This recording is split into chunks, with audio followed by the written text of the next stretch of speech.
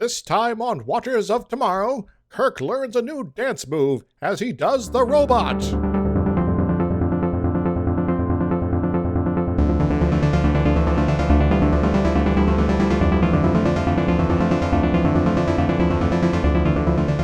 Hello everybody, I am Gapwin. Welcome to Watchers of Tomorrow. I am joined as always by my good friend Dr. Isix. Hi. And Kirk's a robot. We knew it. He acts weird. No human does that. No, nothing. No one would imagine a robot was able to be on, insulting people. Yeah. So this week we are covering original series episode What Little Girls Are Made Of. Sugar, spice, everything nice, and maybe a little chemical X. Yeah. And that's just such an awkward title. And it's weird and off-putting. We've been talking like all week about why this title. There's no alternate names that I could find anywhere. There's no mention of it. Like the most I could get was something on Wikipedia that said this is a reference to the nursery rhyme. Thank you. I never would have guessed. And there's only one sort of girl who is created, kind of, I guess. And we'll go into more details about that. What's going on there. But it's sort of, there's also non-girls that made as well. Yeah, so we also never learn particularly what they're made of. Yeah, so other than makeup, I guess.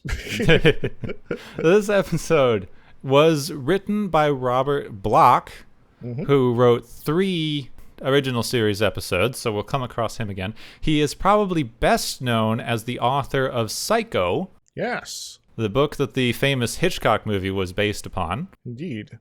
In fact, he's also done a lot of work for the various horror and Hitchcock-specific TV series as well. Yeah, I forget what that was called. Hitchcock Presents? Something like that, yeah. Yeah, so he did some work for that. He's actually one of the youngest proteges of H.P. Lovecraft.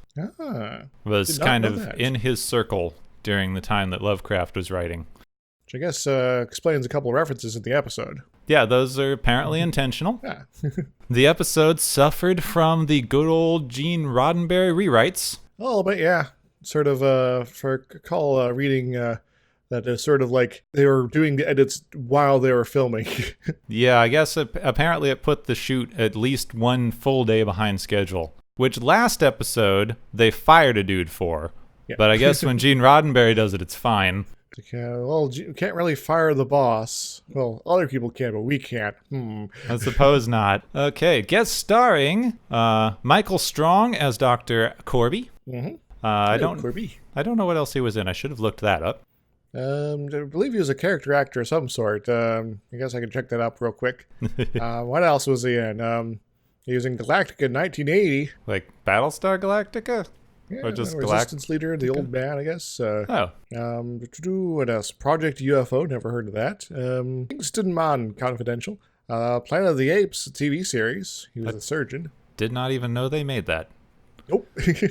Longstreet, Vanished. I'm not knowing most of these. Oh, Mission Impossible. Police Chief Petrovich. All right, so... And some other people. Character actor. Yeah.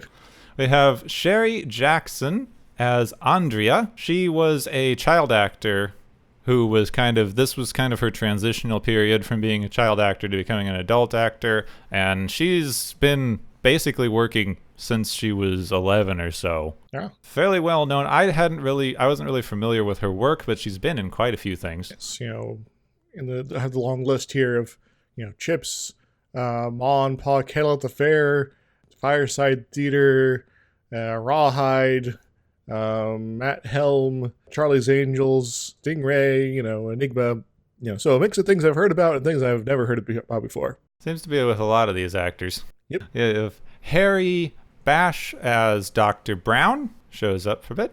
Not Doc Brown like the time traveler, but, Yeah, though that's how I refer to him in my notes, because why not? Only this episode had time travel. And the final main guest star is Ted Cassidy as Rook. Yes. Who is best known for his portrayal of Lurch on the original Addams Family. In fact, it's sort of like, this guy is so iconic, it's like really hard to miss him. It's like, I know that fellow. I've seen him before. How many 9-foot-tall actors did they have working back then? Not many. Also, He's huge and large. Just for fun, when I was looking him up just to confirm that he was who I thought he was from this episode, I learned that Lurch's kind of iconic catchphrase from the Addams Family, the "You rang," was ad-libbed by him during production. He was originally intended to be a mute. You're wrong. So, he's single-handedly responsible for a piece of pop culture, which is kind of neat. So that gives him a +1. Yeah, so I guess now we should be moving into the synopsis here. Yes, time for adventures in space, and music and flying ships, and, all that stuff. Yeah, let's go. All those things. Okay. The Enterprise is entering orbit around planet XO3, spelled EXO, not like X and O. X's and O's 3. Unusually for this series, Nurse Chapel is on the bridge and is actually a prominent character in this episode. Kirk tells her that it won't be long now, and expositions about how she gave up her career in bioresearch to sign up aboard the starship as a nurse. She says that she knows he is alive on the planet, and Kirk responds that it's been 5 years since his last message, and Chapel tells him that Roger is a very determined man who will find a way to live. This is like 3 minutes into the episode, and we finally get a freaking name for this dude. Yep. They've been referring to him as him and they and whatever. It's like, oh, we're here to find this guy that you're connected with. Just say who you're talking about if you're going to exposition thing. To a certain extent, it's sort of an in media res sort of moment, but it would have been kind of nice to have that early in the conversation. Yeah, they could have even done the captain's log. We are orbiting a planet looking for Dr. Roger Corby, who is da-da-da-da-da. Exactly. But no, they don't tell us his name for like a full minute and a half of the show. I'm already annoyed at this thing. Spock then gives us a nice lesson on the planet. It is similar to Earth, but its surface is 100 degrees below zero.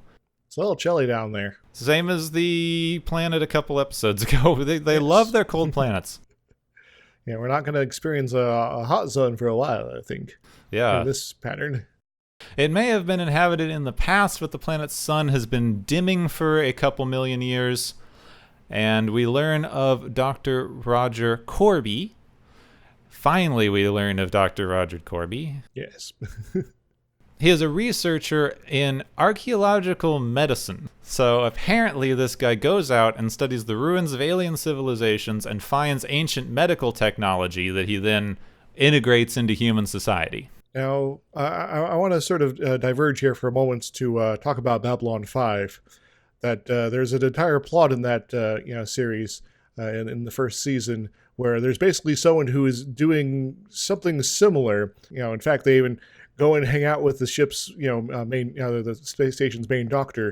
And it's like, we're going to be looking at some ancient technology from a long dead race, and it's not exactly the same plot, but there's a sort of lot of crossover in this sort of. So this is sort of a trope where you got some medical people who are investigating ancient ruins and things like that. So this is sort of maybe the start of that trend. Maybe, though I'm not sure how long the research has been going on, but I recently was hearing some stuff of some real life researchers who are looking into ancient antibiotics. Since so many of our antibiotic strains wind up becoming obsolete very, very quickly as bacteria evolve. And we overuse them and such and all that. Yeah, they've been looking into ancient ones because eventually we could just cycle through. Like if you have an antibiotic that worked 200 years ago, the resistances that evolved may have evolved out, so it's probably viable again. Like, well, we'll just pull out this old weapon and see about see if it's useful again. Yeah, so this is like more realistic than it sounds on its surface. It seems a little unrealistic that they're like finding vaccines and stuff that worked on long dead alien civilizations that function for humans. Yeah.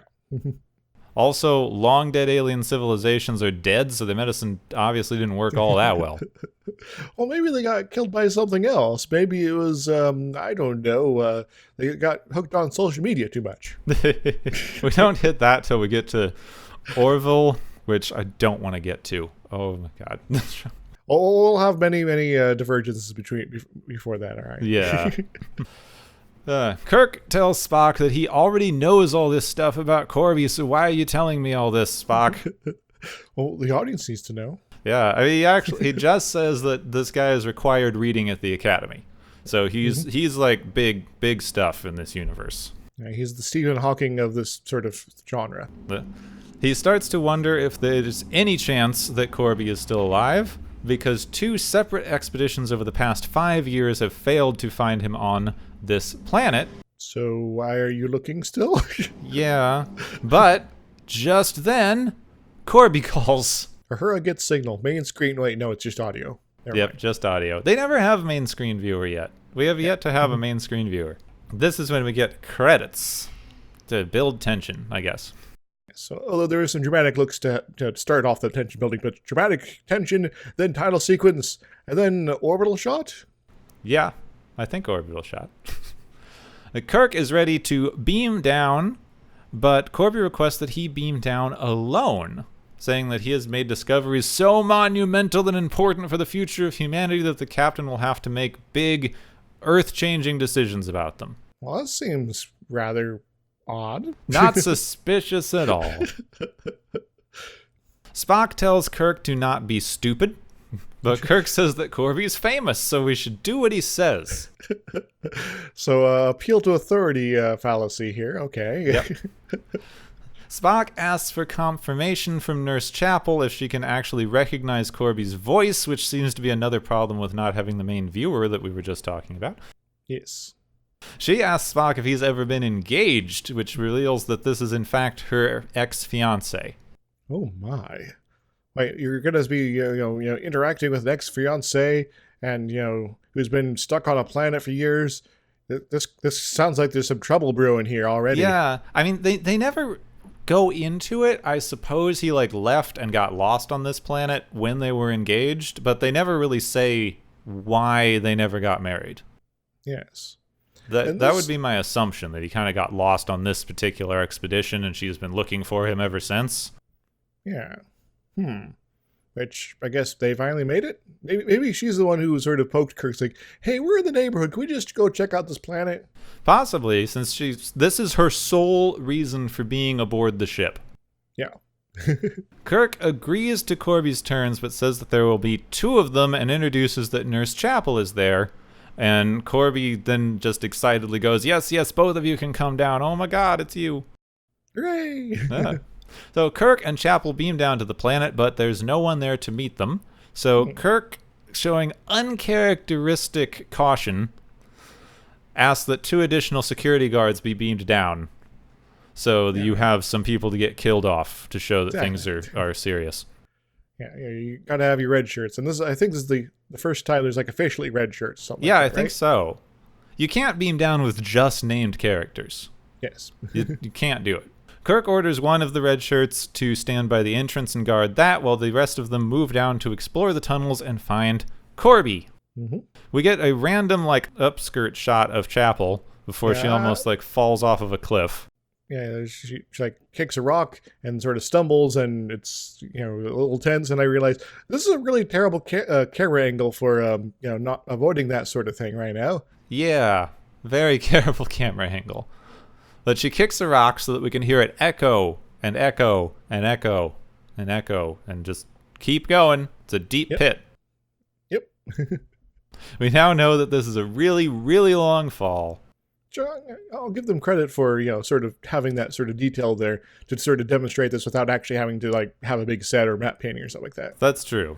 We then have security guy hang back by the cliff for no readily apparent reason, while Kirk and Chapel move forward, where suddenly there's a bright light, and then there's a dude who steps in front of the bright light and is dramatically backlit as Kirk pulls his phaser ready to fight whatever this thing is.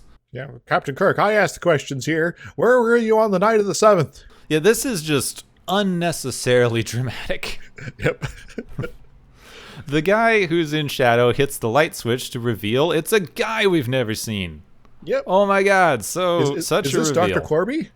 No, because Chapel recognized him as Corby's assistant, Dr. Brown. Oh, Doc Brown. Doc Brown. Interesting. That would have been way more interesting. He doesn't actually show up until the third Star Trek movie. So. She rushes forward to greet him, but then we hear a scream as random security guy falls down the deep hole. Oh no. I think he's dead, Jim. No, there's no he's dead, Jim, because there's no doctor. I know, McCoy doesn't even show up in this one. Nope, not at all. Kirk asks if there's a path down there, and Doc Brown says, nope, bottomless pit. Sorry.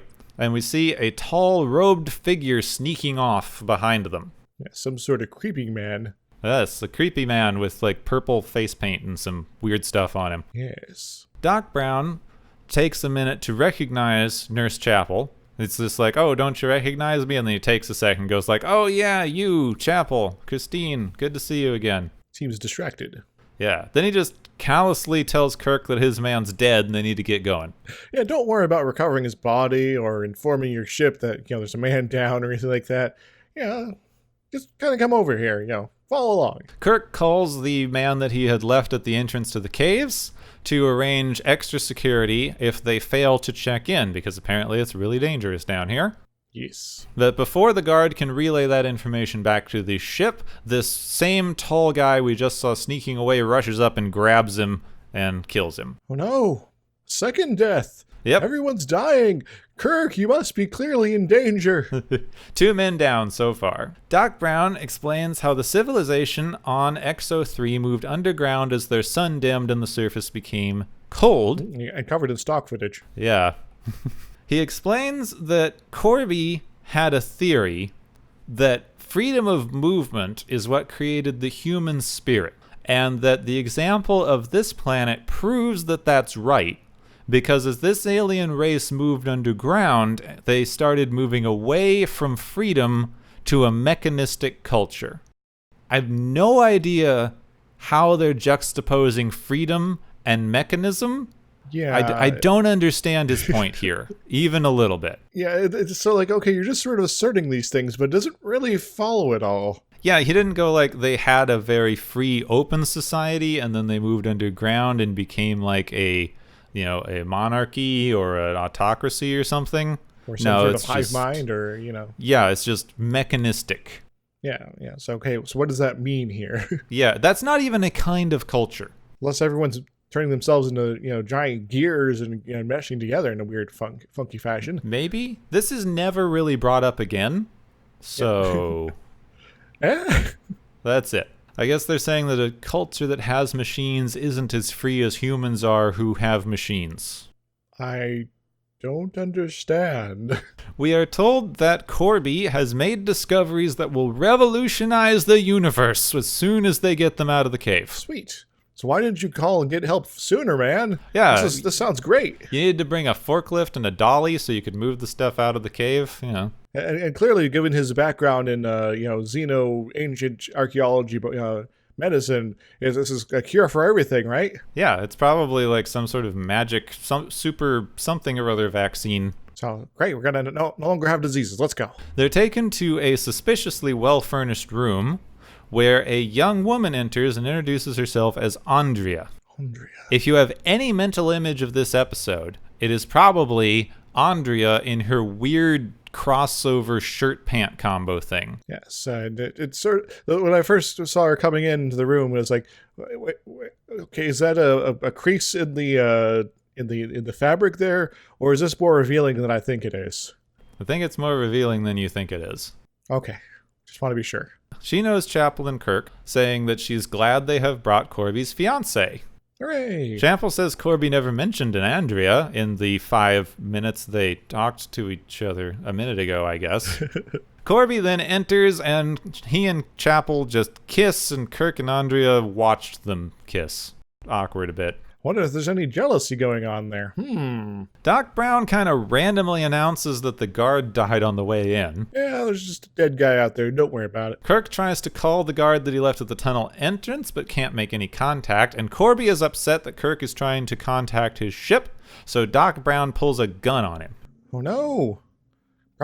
Doc Brown, what are you doing? What you're going violent on us? Has he worked with Kashney and terrorists or something? I'm forgetting that movie now. I was gonna make a joke. Libyan. There we go. Libyan. It's the Libyans. My reference failed. My reference game is not on point today. Don't worry. I'll try to pick up the slack here. Okay. Corby says that they can't bring more people down because he's found something that's too important. He sends Andrea to disarm Kirk, but Kirk just grabs her instead and uses her as a human shield. Kirk? Yeah. Are you being a jerk here? Probably. He then randomly rolls behind a table. Action! And shoots Doc Brown. Oh no! Doc Brown! The large robed man from earlier walks in, picks up Kirk, and kind of holds him up by the ceiling. Yeah, as you do. Chapel screams as she sees that Brown has apparently died, but is filled with a random assortment of loose wires. Yeah, that's pretty standard, right? Yeah, that's what humans look like, as far as we know. It also implies that Kirk had his weapon definitely not set for stun. Yeah, because otherwise it wouldn't put a big hole in the side of something. Yes. Is it standard practice to go down to planets where you're supposed to be meeting up with friendly people to have your weapons set on murderate? Apparently now it is. They had that big thing about how they had to lock their weapons on stun a few episodes ago, so I guess keeping them on stun is not standard practice. Or maybe there's a variance of the power that, it's sort of like, if the first time you fire, it's at full power, the 17th time you fire, it's at half power, the 30th time it's at minimal power. And there's sort of a way to regulate that they don't normally turn on. Or maybe they just needed a cool reveal that these are robots. Ought to. After commercial, the Enterprise receives a call from Kirk saying that everything is fine, but it's revealed to us that it's actually the tall robed man who is called Rook, R-U-K. It's weird to pronounce. Yeah, the first time I heard the name was is that Rook? Brock? Rook? I kept hearing it as Rock, but I don't know. Rook, apparently. I want to rock. And Rook is imitating Kirk's voice. Yeah, everything's good down here. We're fine. Everything's fine. How are you? I almost put that joke in here. Literally, I was halfway through writing it. Glad we think alike on these things. Yes, it makes this easier. Corby thinks that Rook imitating people's voices is really important and cool. Mm-hmm. So he tells him to impress Kirk by doing impressions. First, he tells him to imitate Andrea, which he does. Then he imitates Corby. Mm-hmm. Then he imitates Nurse Chapel, and Corby gets upset, and he tells Rook that he's never to mock her or harm her, and Kirk goes, or refuse an order from her. And Corby says, fine, or refuse orders, because apparently I've never been tricked before. Okay, I'll hand over keys to the most powerful of my minions here, to the nurse here who takes orders from you, who is my prisoner. Yeah, this is some Bugs Bunny thing going on.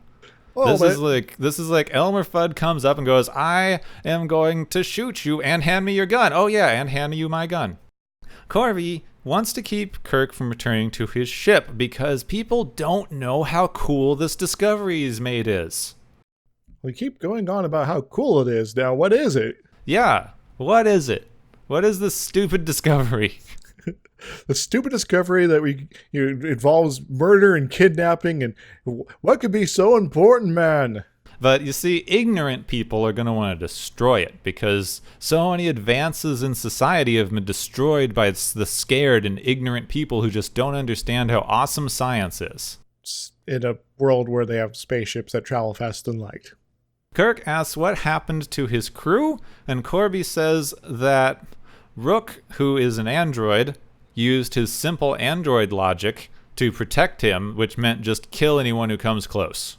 His simple android logic. So, one, this is clear. This is, guy's not just a little overprotective here, but he's murderously overprotective. Yep. Rook says that he's actually a super advanced android, more advanced than Doc Brown was, because he was built by the old ones. The old ones, like the beings from beyond time with, faces that if you look upon them, you'll go mad? Apparently those old ones exactly. Okay. So, yeah. So we're clear. Corby tells Kirk that Rook was there when they arrived, and he's the one who helped them figure out how the machines work and build Brown. Wait, what happened to real Brown? I don't know. I mean, we'll get to that later, because they haven't revealed how this robot thing works. Yes. It makes no sense. So that's the spoilers, I guess, yes, for things not making sense later. That shouldn't be a spoiler on this show. Things are inconsistent and not properly explained. Spoilers! Kirk says, I'm convinced you're dangerous. Burn. And it's like, "Oh, you dangerous," and tries to run is what I have in my notes. I mean, it's some kid stuff. It's like, "Oh yeah, I think you're pretty stupid." He tries to run, but Rook just grabs him. That's it. Body throws Kirk, and ta-da! He seems to want to try to kill Kirk, but Corby stops him. The end. Yeah.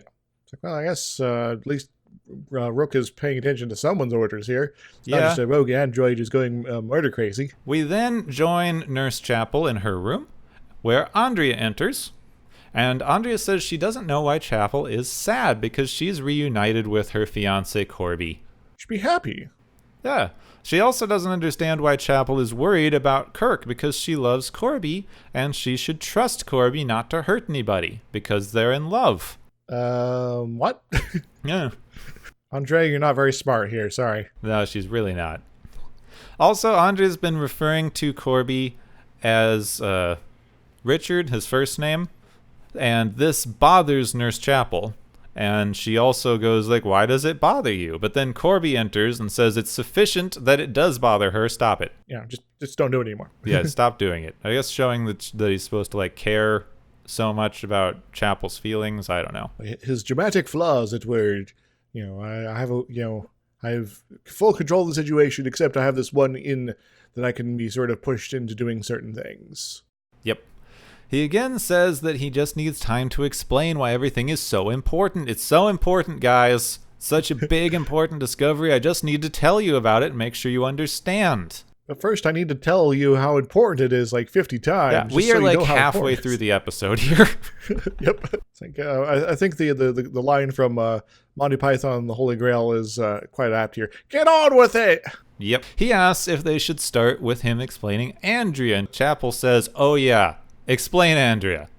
Oh, she's like throwing some serious shade. Yep.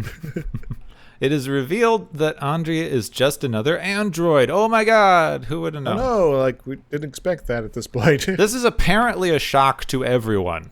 Dramatic stinger time. Not paying attention. No one is paying attention. Corby goes on and on about how amazing she is with her lifelike warm skin and physical sensation. Chapel says, oh, that's convenient. Mm-hmm. It's like you got yourself a little geisha girl here, huh? Yeah. Corby says that she's just an android that's like a computer and she'll just do whatever he says, which is, that's kind of the problem that she's getting at here, Corby. It's like I couldn't, it was. I think the exchange was like, Chapel asks him if he loves Andrea, and then he's like, she couldn't love anyone. No, it's the other. It's like better. He goes, do you think I could ever love a machine? And she goes, did you? This is like the best. Like Chapel's not a very interesting character, but Michelle Barrett is just having the best time in this bed. Yes. She's like, really now? Come on. I'm not an idiot. Corby, who is like still missing the point here, just keeps going on about how she just obeys his orders. It's fine. All she does is exactly whatever he tells her to do. So remember the previous episode where they're talking about sort of this weird submissive mentality that guys apparently are really into? Chapel's kind of like, hey, are you one of these guys? Is this what's going on here? And he's just like, yeah, she does whatever I tell her to. Isn't that neat? I mean, the whole thing is basically, I think you're having sex with this, like, teenager-looking robot that you made. And he's like, well, I could never love a robot, and she only does what I tell her. It's like, yeah, but are you having sex with this creepy teenager robot? It's like, no, And he just doesn't get it. maybe. Like, she only does what I tell her. It's like, yes, but are you having sex with it? Corby, are you having sex with it? Are you having sex with it, Corby? Corby, tell me now. In order to demonstrate that Andrea does not have emotions, he orders her to kiss Kirk, which she does, and then to slap Kirk, which she does. Interestingly, my notes auto-corrected that to he asks her to kill Kirk. Kill Kirk, slap him. It's all the same thing. Yeah, well, kiss, kill, slap, one of those. If you've got androids here, they could also be super strong. So maybe that he didn't realize that Kirk, Andrea is not as strong as Rook here. So when she does slap people, doesn't murder them. Yeah. Oh well. Kirk asks why unemotional robots are killing people so much. But Corby says he's just going to go answer all of their questions. Which, finally, are you explaining your stupid discovery yet? Get on with it. We cut to Rook, who is loading a squishy green human-shaped thing into a random machine. I put it down as the Play-Doh body. Yeah, it looks a bit like that. Kirk is also hooked up to this same machine. Mm-hmm. Corby explains that this is how you make an android, and he orders Andrea to turn the thing on, and it starts spinning. And it keeps spinning. And it just goes on spinning. The spinning lasts for 2 full minutes. I measured it. Yep. 2 full minutes of spinning. And I have some fun things I added in my notes here. The table goes faster and faster, and the android body starts to transform into Kirk. More dials, faster, faster. Turn it up. 3 more triangles, and then power down. Didn't go, it spins him right round, baby, right round. It just spins. All right, this scene is interminable. Yep, just it's horrible. Going and it's loud. All the machines beep really loud. Well, I guess it is an industrial process here, but does it really have to necessarily be this loud for the television audience? You'd hope not, but I guess so. It copied Kirk. Kirk is now laying beside himself. Yes, he's just beside himself, man. I also want to point out that Kirk and the new Kirk are both naked, but strategically covered by a piece of machinery. Which happens a lot in Star Trek. This is that good old medical bed that just has a readout thingy exactly where the bits you can't show on television would be. Exactly. Corby asks Chapel if she can tell which Kirk is hers, and she says she can't. All right. Corby explains that the spinning copies a person, and that he can also copy their memories and personality, and that the android would be so good that it could even replace the captain. This seems like a evil plan of some sort. Yeah, doesn't it? He orders to begin copying Kirk's mental pathways, and Kirk, having weird foresight in this whole thing. He just has weird amounts of planning and foresight. He just starts repeating an insulting comment about Spock being a half-breed. Yes, your half-breed, interference is unneeded or something like that. Yeah, I think it's, I'm tired of your interference, you dumb half-breed, or something like that. Just shut up, basically. Shut up, Spock. It's like, well, I guess that is something that is a little uncharacteristic for Kirk. That's more of a coy line, really. They finish the transfer, and Kirk says that he's okay, and the table spins around again. So much spinning. If I ever see spinning again. It just reminds me of a Michael Bay movie. Everything's spinning. Just rotate it further, but this is a still shot where they're just talking across the table. Must be spinning! Everything should spin! It is like foreshadowed every modern action movie. Just these few minutes of footage here. Yep. Everything should spin. Are you dizzy yet? Yes. Yes, we are. Yeah, anyway, I'm sorry. I think I've talked about spinning for about 5 minutes of the episode. I've talked about spinning more than there was actually spinning. That's okay. And I lost my place. Where was I? So we're with Chapel's now joining Andrea for some fooding. Yes, there we go. Andrea sets the table, and says that she's now programmed to please Chapel as well. Oh Ooh. my.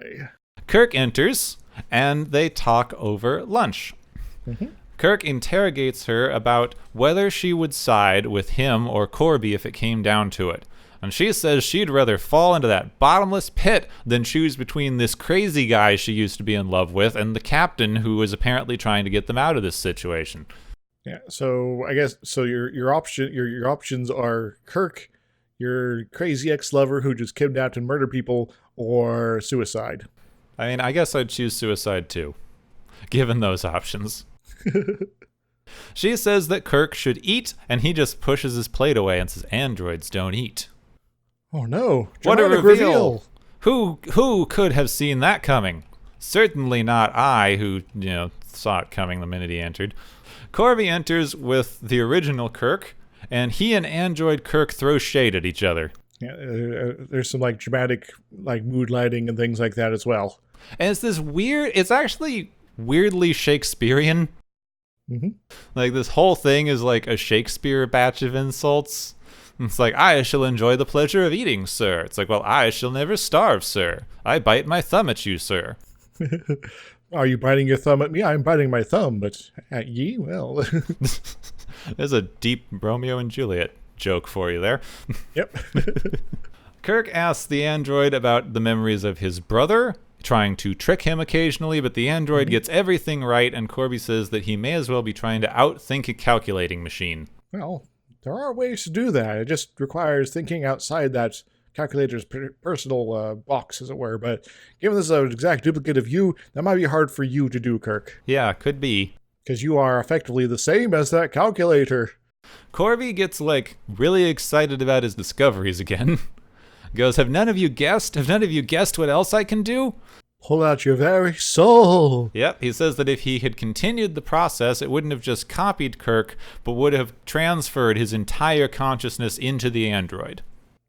This is a little bit like the transporters. Is it really moving you, or is it just making a duplicate and killing you? Yeah, who knows?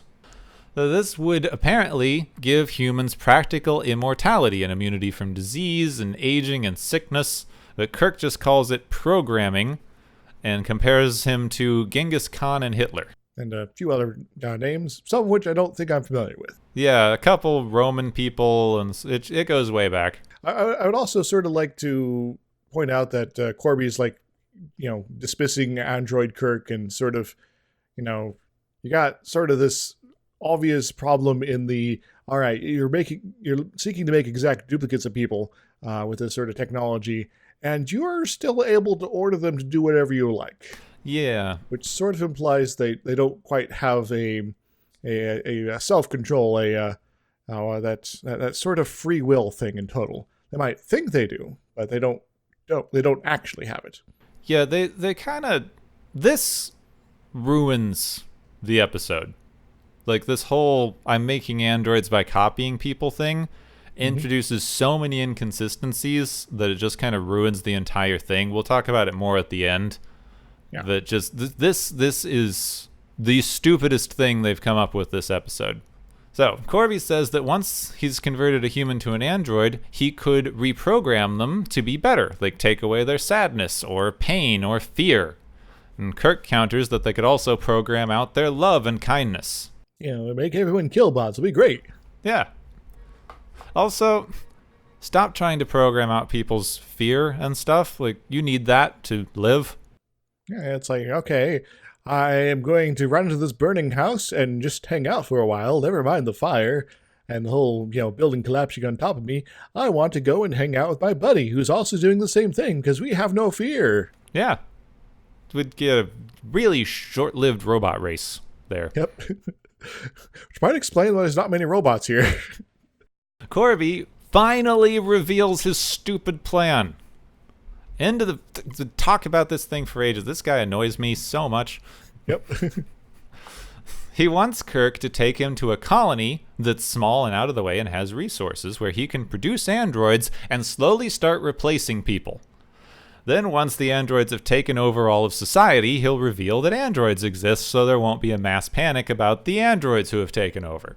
So you're basically going to make robot duplicates of thousands, perhaps millions of people, and murder the originals in the process, potentially. And then you're just going to go, aha, this is a thing that now exists. You should love us. Yep. It's not a really well thought out plan, is it? Interestingly to me, this is the plot of Fallout 4. So I don't know, I don't know if Fallout took this from this episode, but this is the exact plot of Fallout 4. Now, when I got to this part, it's like, wait a moment, isn't this like that one part of the Batman the Animated Series with, I think it was Hardak, the supercomputer that was replacing like important people around town? Probably. I mean, it's also Invasion of the Body Snatchers. Mm-hmm. They live. There's just so many things. Yes, it's a trope that has variations, but yes, there are a few that are a little bit more on the nose. Yeah. Kirk has been secretly untying a rope from his chair. There was some kind of decorative rope thing that he grabs. And then he grabs Corby and tries to garrote him with the rope, and is again using him as a human shield to escape. But he then gets to the door and kind of throws Corby away and runs. Because you wouldn't need a hostage anymore, would you? Nope. Rook gives chase, and then later so does Chapel. Kirk hides and grabs a big styrofoam stalactite. Yeah, the very sort of suggestive dimensions to it. Yeah, it really does. Yeah, there's images on the internet. You can find this. Yeah. Rook is chasing him, and Rook decides to use Nurse Chapel's voice to try to lure out Kirk. But Kirk knows this, but still pretends to be taken in to try to get Rook to come closer to him. Yes. He then tries to hit Rook with the big rock, but this doesn't work because Rook just grabs it because he's super strong android. So this was a bad plan. Kirk, your plan should be revolving around somehow to actually maybe win or get away, or maybe, I don't know, just knock this rock guy and a Rook guy into like a bottomless pit. But that's not what you're doing here. Yeah, he's just trying to hit him over the head with a rock. Yeah. Which that doesn't seem like it's going to work. Anyway, Rook almost pushes Kirk off of a ledge, but Chapel orders him not to harm Kirk, and this makes him pick Kirk up from the ledge and take him back instead. Yep. Because he has to follow the orders. Exactly. So it's a good thing that that small bit earlier about following orders was included. Otherwise, Kirk would probably be dead by this point. Yeah. Would have been a really short episode. Yep. Back on the Enterprise, we see Kirk just walk down a hallway by Spock, who's surprised to see him there. Captain, you didn't tell me you were coming back. What on earth? And Kirk just sort of blows him off. The obviously android Kirk goes into Kirk's room and takes something out of a safe, which is apparently their order packet. This is a thing taken from the Navy where submarine commanders and things would be given a sealed packet of orders that they would have to carry out throughout their mission. Sort of your guidebook for what to do while you're floating around. Yep. Spock asks if he is planning to take the command packet back down to the planet, and android Kirk says the same thing that Kirk said on the planet about how he should leave him alone, shut up, and he's a half-breed. And Spock's like, huh? What? Well, then android Kirk is like, oh, you look upset. What's wrong? And Spock goes, oh, nothing. It's fine. Yeah, I may have just insulted you, but I don't even quite realize I did it. So Yep. Why are you upset, man? Then this makes Spock mildly suspicious. Mm-hmm. Spock orders that a security detail be ready to beam down as soon as the captain has returned to the planet. Yes. Android Kirk reports to Corby that he's found a good location for them to begin their slow takeover of the human race. So we're doomed. Yep, we're doomed. Andrea enters Kirk's room, where he orders her to kiss him, and then she tries to slap him, I guess through, rote memory from earlier? I don't know. It's like, well, after I kiss him, I need to slap him, right? So let's get on with that. That's how kissing works. Yep. It's a new form of foreplay. He, instead of being slapped, forcibly grabs her and pulls her in to, force kiss her. And it's kind of awkward. It's awkward. Again. She resists and says that she's not programmed for him, and then tries to run away, but Kirk grabs her again and keeps trying to kiss her. You made your stupid point with the android thing. Now you're just being horrible. Yes. Like, you were being horrible before, but there was a story reason. Now there's not. It's like, well, are you just trying to like double check? Be extra sure? I don't think you really need to do that, Kirk. Come on. She runs out, and Rook enters and beats Kirk down for being a creep. Good. This is the only time I see Kirk beat down for doing this, so at least someone did it. Way to go, Rook. It's about time Karma came back. He asks if Rook is upset that he was ordered to keep Kirk alive, and Kirk asks why that is. And Rook says that it's illogical to keep Kirk alive, and Kirk goes, well, why? And Rook apparently can't tell him, even though, like, it's super obvious why it's illogical to keep Kirk alive. Yep. Kirk says the old ones may have built their machines too well, and maybe the machines were frustrated by people's emotions, and like they had to kill the old ones because of the emotions and not being super logical and things. Yes. So obviously this means in the future we need to watch out for those Vulcans, right? Yep. I mean, this is a bit of a jump A little bit. that Kirk makes here. Rook says, yes, now I remember. I needed to kill all the old ones. Ha ha ha ha ha ha ha. Kirk says that he should kill Corby, and Rook says that he can't because he was programmed by Corby, and he goes, well, you were programmed by the old ones and you killed them anyway. And then he does this weird thing where Rook just yells, yes, that's the formula. Now I can kill Corby. Thank you. So your logic is that you've broken your programming before so you can murder, so you can do it again? Yeah, I mean, I guess that makes sense, but still. It's like, oh, I just need to recreate whatever it was that allowed me to, work around the logic here and sort of, maybe I'm murdering him for his own good, so hooray. Hooray, killing. Right. Yeah, murder, death, kill, all that fun stuff. Just then, Corby enters, and Rook starts threatening him, but Corby just pulls out a phaser and vaporizes Rook. Bye-bye, Rook. Your muscle's down. That was a short-lived plan. Yep. Kirk looks really sad that his murder plan didn't work out. It's like, well, I guess I'm still stuck in this hostage situation. Corby leads Kirk and Chapel into another room where Kirk pushes Corby so that he gets his hand stuck in a door. Oh no. Obviously, this is going to be an injury. We're going to need a doctor. McCoy's going to finally show up, right? Nope, because the injury reveals that Corby is also an android. Gasp! This is like the Battlestar Galactica reboot. Who is an android? You'll never know. The final synthetic will be revealed. Cylon, that's the word I was looking for. Yeah, the final five. So who are the Cylons? It's like everybody, kind of. Yeah, it's everybody. Spoiler for Battlestar Galactica, it's everybody. I know some of them aren't, but they are. Just, They're Cylons in denial, clearly. He says that when he got to the planet, he was all frozen and dying, so he transferred himself into an android body. But he's still the same underneath. Maybe he's even better. Chapel is not buying this. He can be repaired. Made better, even. Ho-ho! We have the technology. We can rebuild myself.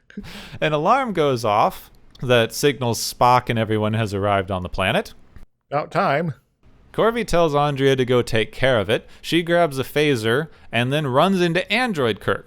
She says, you will kiss me. He says no, and she vaporizes him. It's kind of an odd exchange, but... I know. It's like, kiss me. No. Bzz.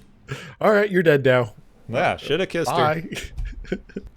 Corby is explaining that he's now a perfect version of himself when Andrea enters, saying that she killed Kirk because he escaped, and then she turns around and goes like, oh, Kirk's here. Well, this is awkward. Then she gets all weird and is like, no, I'm not programmed for this. You didn't give me good orders. Which is true. I have logical inconsistencies. I've done things that I shouldn't have. Oh no! Kirk says that his flawless beings are now killing each other, showing a lack of compassion. Mm-hmm. Corby says that he is not a computer, and he can prove it. All they have to do is ask him to calculate something. Oh, wait, no. He just goes through a list of things to try to prove that he's not a human, but that he is a human. And all he can come up with is things that would prove he's a machine, and he just slowly has this dawning realization Wait a moment. that he's actually not human. So you're realizing via your own Turing test that you are failing it. Yep. So, Andrea refuses to give up her gun and starts talking about how she loves Corby. And Corby says, no, you can't love me. And she goes, no, I love you. And she kisses him. And then he turns on the phaser and vaporizes both of them. Just as Spock comes in, Spock was useless. Useless Spock. It's about time you showed up here, Spock. Yeah, as I was thinking, is like, okay, so Spock was coming down with the security team right after Android Kirk left, right? So why is he not like hot on their heels? Apparently, it just takes that long to transport or organize a security team or something. I guess. I don't know. Spock enters and asks where Corby is, and Kirk says Dr. Corby was never here. Woo. Back on the bridge, Kirk is talking to Chapel and says he's glad that she's decided to stay on the ship, even though the entire reason she was on the ship was to find her fiancé, who apparently died years ago and was just replaced by a weird android. Yep. Spock says he was troubled by the use of the word half-breed, and Kirk says that he'll remember that next time he's in a similar situation. Yeah, I think Spock mentions it was like unsophisticated and such. Yep, it's an unsophisticated term, which I guess is Vulcan for racist. Yeah. So I sort of interpret that as like, Kirk's line about, remembering that for next time. It's like, okay, so next time I should have some other insults that are more stinging, more painful in mind that'll actually get your hackles up. So that's it for What Are Little Girls Made Of? Do you know what, Isix? What? We got some sci-fi themes in an episode. We got themes about, what does it mean to be human?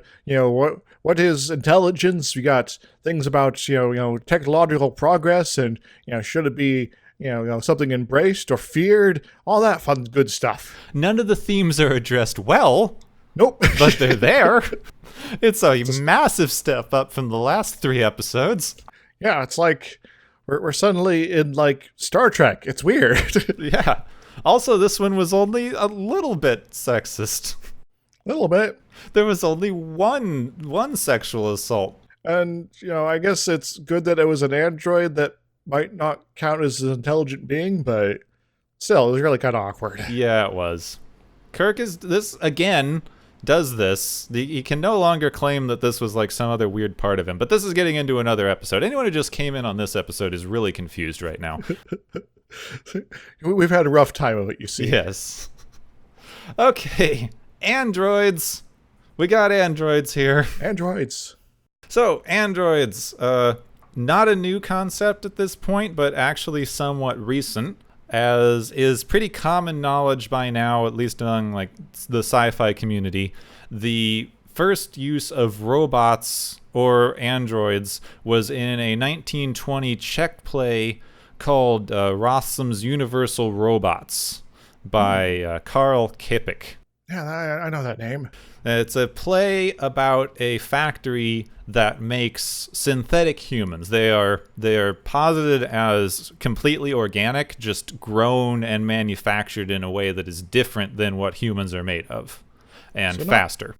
So not quite clones, but sort of engineered biomechanical critters. Yeah, there's even kind of a line. I was listening to some of this yesterday in preparation for this. There's a thing of like, what do you think makes the perfect workers? And the person he's talking to says, well, maybe they should be happy and creative and whatever. And he says, no, the perfect worker is someone who will literally work themselves to death for you. And that's what we've made here. That's the origin of the word robot in general. Apparently it's from sort of a church concept, roboti, which is like servant or kind of servitude. Yes. So, kind of robot slave workers. And it's sort of create, you don't want to have the humans performing the menial labor for various reasons because you just want a life of luxury, or maybe you don't want to be paying people or whatever. It's basically creating a artificial slave class that are, able to do all the things that you don't want to be doing anymore. Yeah, and this kind of comes out of the Industrial Revolution. Mm-hmm. Where before that you had mostly agriculture and artisan work. So somebody who like made clothes spent days doing it. They would make like one pair of pants at a time. They made really good materials, or you'd just make them at home on your like small farm or something. Yeah. You get into the Industrial Revolution where they begin finding ways to automate stuff like this. And with this comes two societal fears that kind of lead to both the robot thing and basically all of our technological stories in this vein, which is one, what if we automate all menial labor, like which would basically make a huge portion of the population unuseful. And also, now that we are dependent on these low-skill, low-wage workers to run our machinery, what happens when the hundreds more of them than there are of us get sick of this and try to kill us all? Yes. Some sort of uprising or communist revolution of sorts. Yeah, so we still see themes of this echoed today. You get to this thing with like the recent rise of like driverless cars threatening the taxi industry. Yes. And automation of like auto workers and things that has just the skill ceiling for jobs keeps getting higher and higher because the lower skill job you have, the more likely it's going to be automated. And this is playing just merry hob with the economy. Yes. It's something that we need to be better about sort of understanding is going to be a long-term trend and sort of start, adjusting our society accordingly so that we can, take in these changes without it basically destroying us in various fashions and leaving, millions upon millions of people without a means to support themselves. Yeah, and that is where you get this kind of, I'm kind of calling this like robot as zombie. A little bit, yeah. It's a fairly similar trend. Zombies really weren't popularized yet in this kind of time scale, but the way we think of zombies now is this just like inevitable rising horde. This is kind of how robots were treated at the time. You were kind of getting a lot of the Frankenstein model. A little bit, yeah. And that's what was standard for quite a while up until like the 1940s and 50s. Was just man creates life, man should not have done that. No, and now man's hubris comes back to bite him via cold metal clamps that, steals women and, kills all the guys. Yeah. Now, something that was very disappointing for me with this episode in particular is that it's using this kind of android. This whole thing is just, androids evil. No matter what, they're going to like turn on you and kill everyone. Their logical brains can see no alternative. Yeah, never trust the robots. The robots are not your friend. Fear. But I grew up as a big fan of Isaac Asimov's writing, which started doing robots better in the 40s and 50s. Yes. So they should know better. Before this. Yeah, before this. Like 20 years before this. They should know better. I guess to maybe an extent, it kind of, begs the question, was Roddenberry just sort of unaware of this sort of alternative take on robots? Or is this sort of an intentional omission here to tell this particular sort of story? Well, I would imagine that this is a little more with Robert Bloch's writing coming out of a horror background. Oh, yeah, I forgot about that. Because these are kind of written as horror movie monsters. Yes. Like, Rook is big and imposing and will just... His first thought is to kill you. This is how he wants to solve all of his problems. I am just your murder bot, don't mind me. He's basically sort of playing the role of the Frankenstein monster here. Yeah, I mean, he even kind of looks it with the huge and the kind of gaunt face paint and bald. Kind of inhuman, ish. He's definitely humanoid, but he's kind of made up to be non-human looking. Yeah, this is something not quite right about him. Some sort of uncanny valley. Yeah, he is a little in there. So this is getting into, should you have logical robots like making these decisions, and can you make a machine to do all the work for you without it inevitably rising up to kill you? And they're sort of arguing that, no, they'll eventually always murder you. Yeah. And, well, I just want to quickly touch on, they have the line, maybe they built their machines too well, which has always bothered me, because if you built a machine without the intention of it murdering you, and it murders you, you did not build it well. Yes, it's sort of a self-fulfilling answer situation. Like, you made it good enough to murder people, but not good enough to realize that murder's wrong. Yeah, so you did not build it too well. You built it badly. Yes. I guess as far as, this sort of ultimate pinnacle of android or robot sort of creation, are you creating something that is, just to be a tool, or are you actually attempting to make something that is actually an intelligent, self-autonomous being, and something that could be the Turing test in a way? So, Yeah, have we gone over Turing tests in this I series? don't believe so. So the short version is it's a interaction between a person and someone you don't necessarily know on the other side is a robot or not, and the person on the one side is trying to determine if that other person is a human or not. Again, if it's a robot on the other side, if they are able to fool the human, then it's said to have passed the Turing test. Yeah, this is named after Alan Turing, Mm-hmm. who was working on computers way back in the early days of things. Yes, like 30s, 40s sort of era. Yeah, he was a logician, a philosopher, and theoretical biologist, apparently. Didn't know that bit. Generally, really smart guy.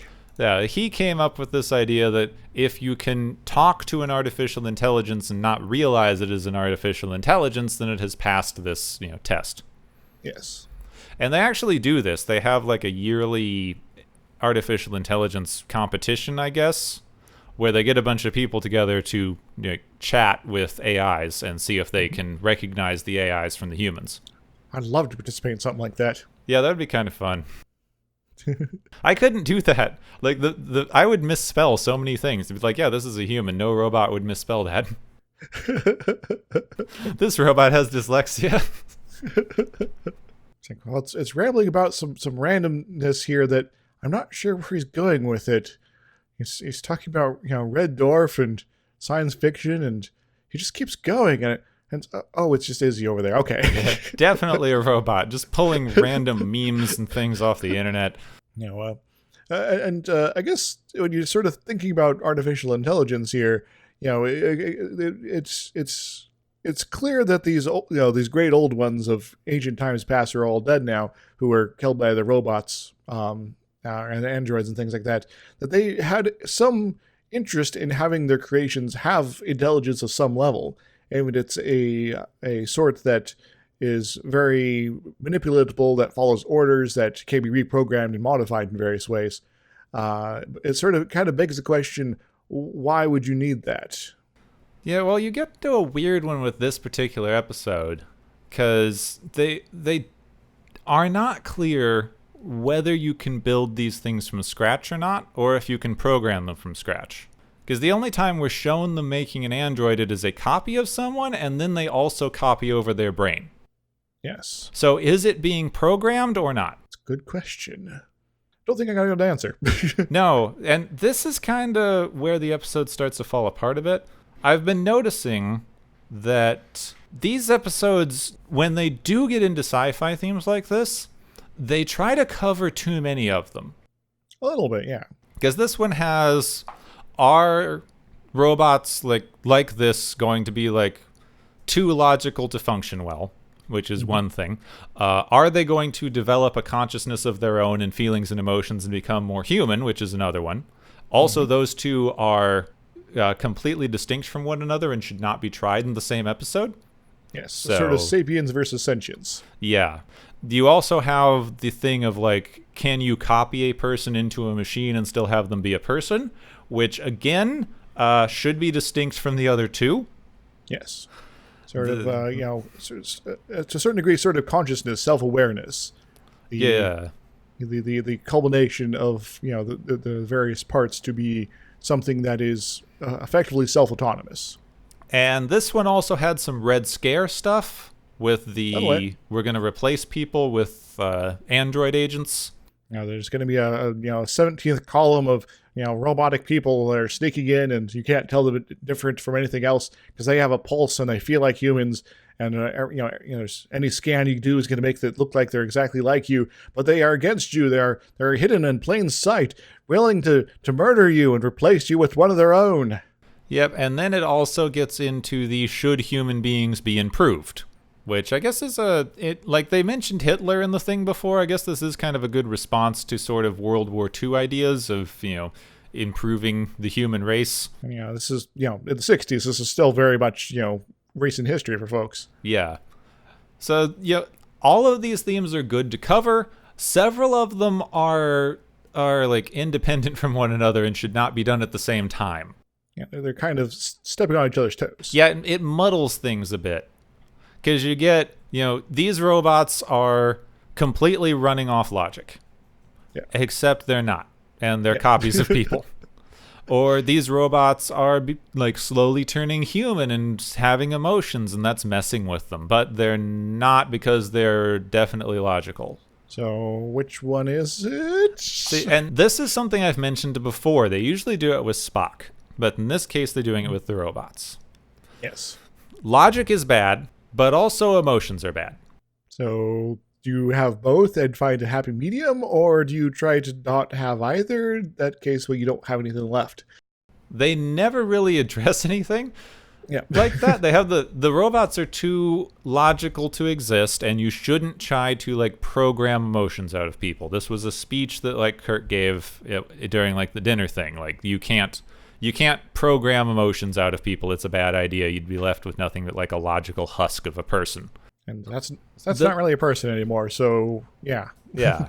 But then the minute the androids start showing emotion, they destroy themselves. So maybe to some degree, it's echoes a later Star Trek episode. I forget the exact name, but it's the one where Data makes another android, and then she starts feeling emotions, and that like actually dooms her. Yeah, it's kind of an interesting one on that. Again, I kept thinking of the Next Generation episode Measure of a Man. Oh yeah, which is when Data is put on trial to determine whether or not he counts as a fully autonomous being or not that can make his own decisions. Which is just a lot better done of the can robots be treated as actual individuals or not? And in that episode, they sort of like, okay, he's obviously intelligent. He's able to to know things and to think about things and problem solve. So that's not in question. So we're gonna even skip the sapiens question. The sentience thing is a bit more front and center there. Is he someone who's he might lack sort of emotions in the traditional sense, but he can still sort of perceive subjectively to a degree. Does that really hurt his chances of being sort of classified as an independent, intelligent being? And then finally, there's the question of consciousness. Once again, is he sort of self-aware enough to be able to understand what it means to be a person? Yeah, and then that one they have kind of just to spoil that episode completely, they have kind of the thing that like the hint that he cares about another crew member. Yeah, because he's carrying around a picture of her. Is like enough to kind of sway them. Like, well, if he's nothing but an emotionless logical machine, why would he like care about people? Which I just loved, because they have this whole thing with Data going through that he doesn't have emotions. Again, done much better than the not having emotions in this. Yes. But then he also can still connect with people and care about friendships and things just in his own way. Yeah, it's not the emotions as we know them. It's emotions as he knows them. Which is just kind of a nice bit for that. But we should probably get back to this and not wax lyrical about Next Generation too much again. Basically, it's not fair to compare this to like one of the best episodes of Star Trek, period. Yeah, probably not. I will say that so far, this is... I generally like this episode more than the average we've run into so far. But, this is still a rough start to the series. Yeah. So here's my main question that I had going through this entire episode. Where did Andrea come from? I don't know. Because if they can only copy people, they never go, can they make one from scratch? Or did they copy Brown and Andrea from something? And if so, where did Andrea come from? I understand that his research assistant, Brown, would be there. Yeah. But why did they bring this girl with them? Well, I had sort of an idea about that. Maybe Andrea, her body was actually someone. It was copied, but he failed to copy the mind for whatever reason. You would hope so. And so it's like, well, we got this sort of android who doesn't really have a mind. I guess we got to teach it, and I guess that means we can learn how to program these babies from the get-go. Seems to have some sort of basic voice interface, but that's about it. Yeah, so hopefully it's something like that. Otherwise, it's just he like randomly kidnapped some person. In which case, that's kind of creepy. I Yeah, guess, I guess they did mention like 2 previous expeditions, so maybe it was one of the people from one of those. that's true. That's an interesting thought. Because they didn't really go into details about those expeditions, and maybe there was somebody who just got lost and they never found them, and oh no. Well, I don't want to go, spend too much time on a plot hole. It just kind of demonstrates to me the inconsistency that this whole copying people thing introduces. Yep. They obviously wanted to do something with the we can copy Kirk, and then we're replacing people and doing that whole Red Scare secret agent type of thing. But it really muddies the waters as far as talking about androids and how people and robots are going to interact, and if they can interact well, or if the interaction between a sentient being that is purely logical can even interact with a being that is purely emotional. Mm-hmm. Which they kind of get a little that whole thing with Rook is just weird because he says you're angry and frustrated that you have to keep me alive, implying you actually do have emotions, you're not just logical. Yes. But then he immediately says you have to kill people because we're emotional and not logical. It's like, so this is both good and bad. What? You are both what? Yeah, they will not pick a side on this. Is emotions the thing that makes humans special, glorious snowflakes we should all aspire to be, or is it something bad that we have to suppress and use logic to just get through these situations? And to a certain degree, it almost seems like that as Rook gets more emotional about the situation, he becomes more dangerous. And it's like, okay, you're both you now have the logic and the emotion, so maybe having both is the problem. In that case, that means people are bad. Maybe, but then I don't know. Spock is still good. So we have Spock, who's completely unemotional, and he hasn't come to the logical conclusion that he should kill everyone on the crew because they're too emotional.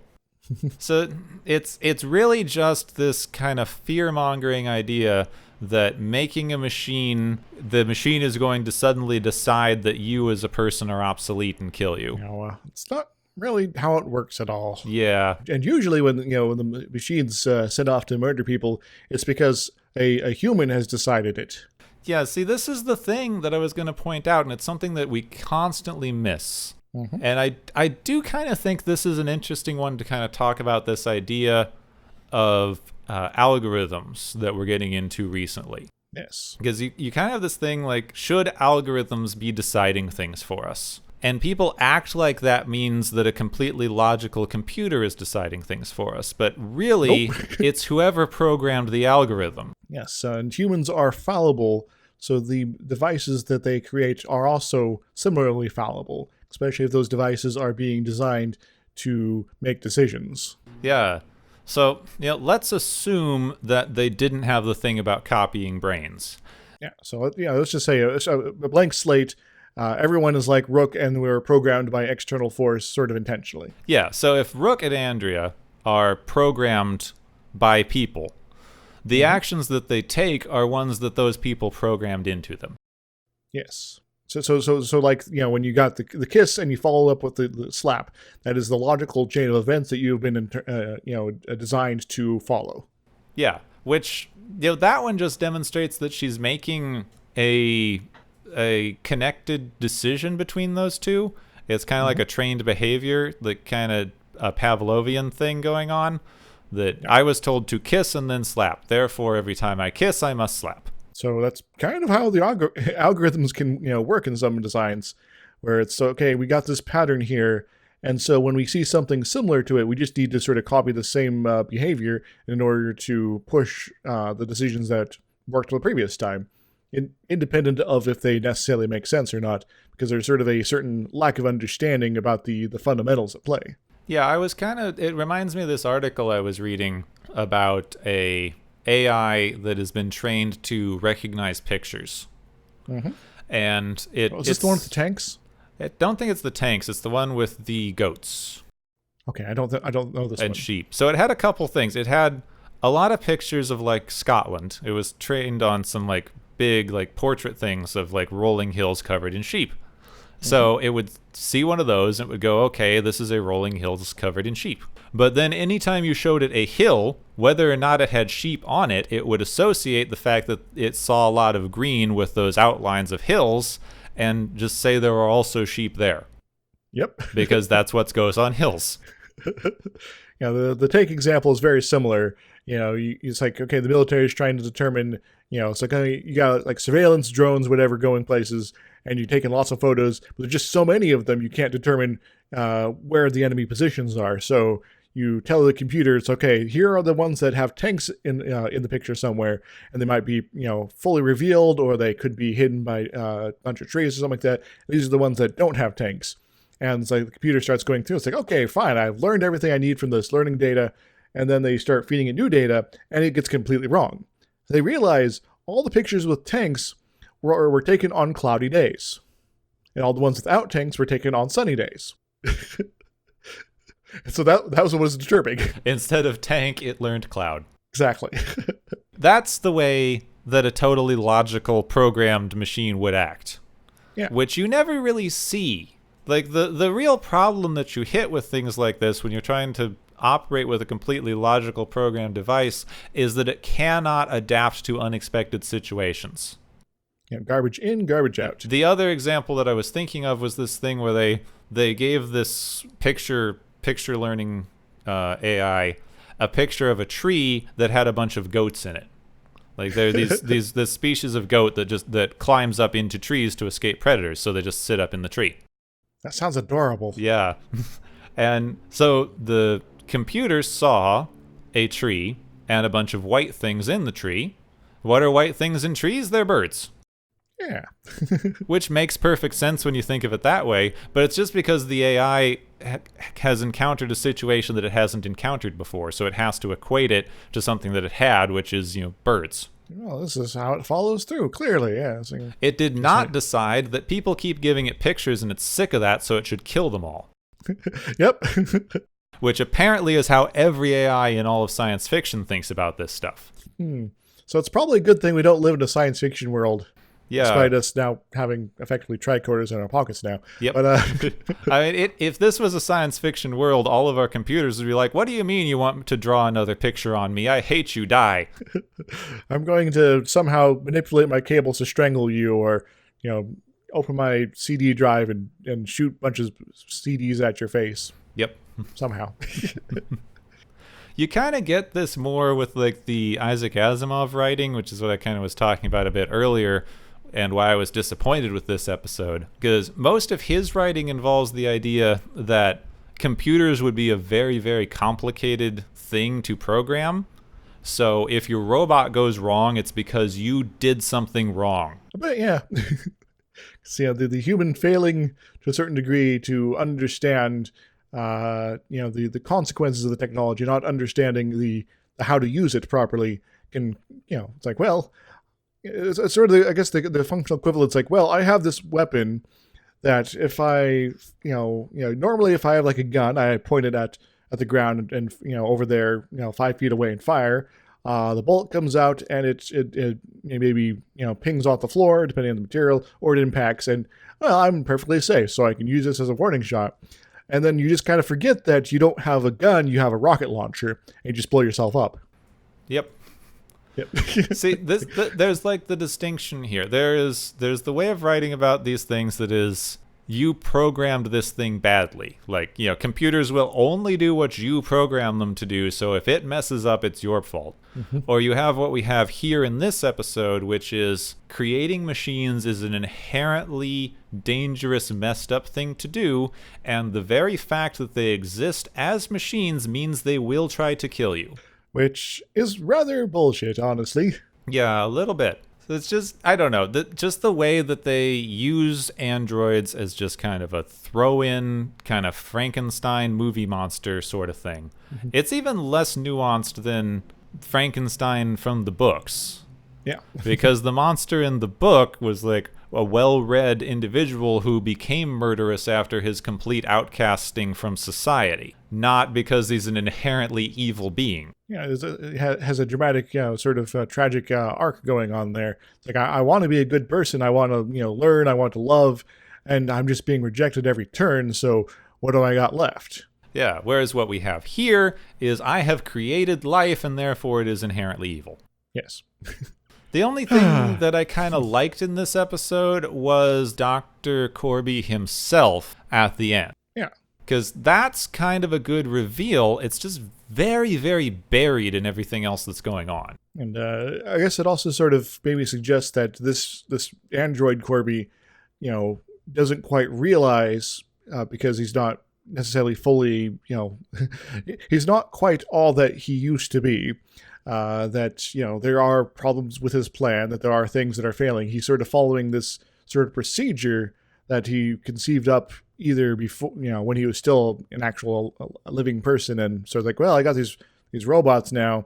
Here's an interesting plan, and then just sort of falls through, or devised it after becoming an android, and it just didn't quite click together properly. Sort of, you got some sort of self-programming going on.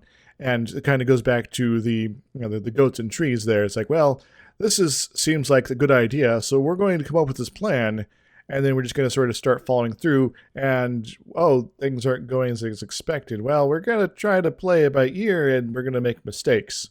Yeah, see, I just kind of love the implication of him trying to improve himself, and in so doing, makes himself non-human. Yep. Which is a thing of, like, he didn't, like, do this maliciously or something. He tried to improve himself, but he couldn't because he doesn't understand what makes him human and special. Exactly. So he accidentally got rid of the very things he was trying to improve just because he doesn't understand how people function. Yeah, and that's actually a very interesting idea here. And I wanted more of that for this episode, damn it. Yeah, that's kind of a very unique thing. I can't really remember. I'm sure that it's been done a little bit before, but I can't really remember an idea of if you transfer a person's consciousness into a machine, you could then reprogram and improve them. That's a fairly unique idea. Mm-hmm. And it was not explored. Not really, no. There was a little bit at the end. And I even had to rewatch it for that. I didn't notice this the first time I watched through. I saw it later when I was writing my synopsis.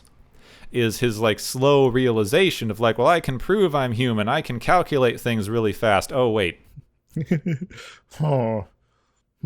Never mind. Yeah, just this slow thing of, like, no, I can prove that I'm human, and realizing there's really no way to prove that you are, in fact, a sentient being. Yeah. Yeah, he understands that he's lost so much, and, maybe the problems that are coming around with his whole plan are really his fault because he's lost those things. He's lost that spirit, that soul, as it were. Yeah, which I think ties in pretty nicely to something you said you wanted to talk about, of the can a sufficiently advanced sentient machine become a, like, human-ish being? Yeah, it's a very good question. There's, of course, you can sort of break it down into the biological and then the actual intelligence side. Now, the biological question is sort of kind of depends on what you want to define as living being, of course. Are you going to require it to be something with cells, with metabolism? In that case, these guys are obviously not going to be meeting the bill here, even if they really look like it are. So let's just focus on the intelligence. Now, I've been sort of mentioning these sort of three concepts: sapience, sentience, and consciousness. I sort of, in my sort of research for this, is like, well, these are sort of both fundamental things that kind of make someone a human being, as it were, as far as the intelligence and capabilities. Though there are people that maybe lack one of these in some way or another, but they're still considered human. So that sort of has the question of where do you sort of draw the line of this is a effectively a person and which one is effectively not. And that's always kind of dangerous when you're talking about humans, but we're talking about robots here, so we can sort of try to make some inferences, I guess. Yeah, there's also kind of an interesting side thing that I wanted to mention involved with this in the real world, which we are now kind of accepting more and more that we are not the only sentient species on the planet. Yeah. We have several of the great ape species, and like chimpanzees are now considered to be at least near sentient, if not sentient. There's quite a few species of bird, actually, that are exemplifying some traits that could be considered sentience. Possibly dolphins and some other marine mammals. So there are other things on the planet now that we're kind of having this debate over of like, well, what is sentience, and then what rights does being a sentient being convey to you? There's multiple sort of takes. Different philosophers have discussed this.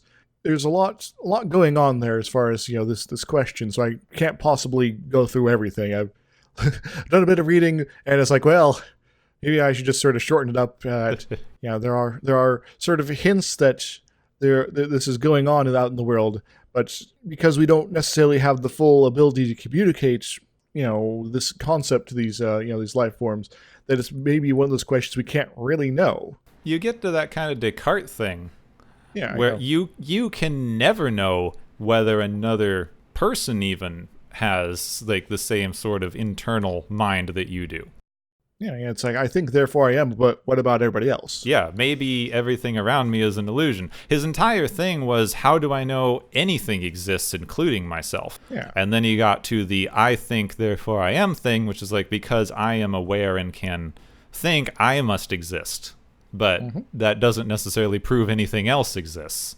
And, that self-awareness, the consciousness sort of thing, it's like, okay, so people sort of thought about this, and maybe we can sort of have, some sort of tests to sort of see, figure out a way to measure if this is something that is present in other people or other beings. And I guess the most popular one is, of course, the mirror test. You put an animal in front of a mirror, and you have see if it interacts with it as a separate being, or is it, interact with it in a fashion that it sort of suggests that it understands itself as being that vision it's seeing over there.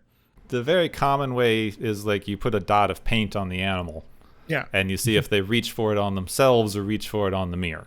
And I guess one of these sort of interesting examples I was reading about this is the case with ants. So these little creatures with brains that are smaller than like a pea, tiny beings who see themselves in the mirror after they have these little dabs of paint on them, and they reach for their own bodies to try to rub it off. It's like, well, I guess the complexity threshold for the self-awareness is pretty low in that case. Yeah, well, there's also this kind of thing. I'll mention two things because I'm a bit of a biology nerd, and I've actually talked to some biologists about this specific issue.